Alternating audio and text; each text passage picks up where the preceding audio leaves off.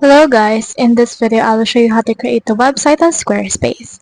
Just go to squarespace.com and then click on this get started right here in order to open the website builder. Now from in here you can just make any template of yours in here. So for example, let's head over and then just create a website that is actually an online store.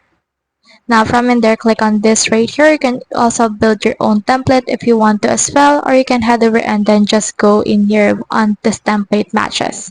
So for example, let's choose this one and then you can see in here this template. You can also change up the color scheme for that in here and you can see what it looks like right there. Click on this start with this design and then from in there this will set things up for you in order to actually show your make you edit this particular thing if you want to edit it as well. Now in here you should be able to see your website already.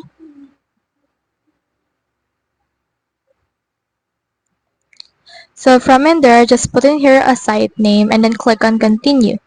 Then click on continue again in order to make sure that you have everything you need on this particular case.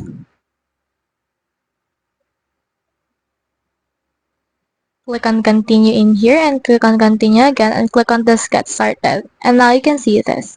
Now you can actually edit it out according to your liking if you want to. So that's the whole process. If you have any questions, comment them down below. I'll try my best to answer.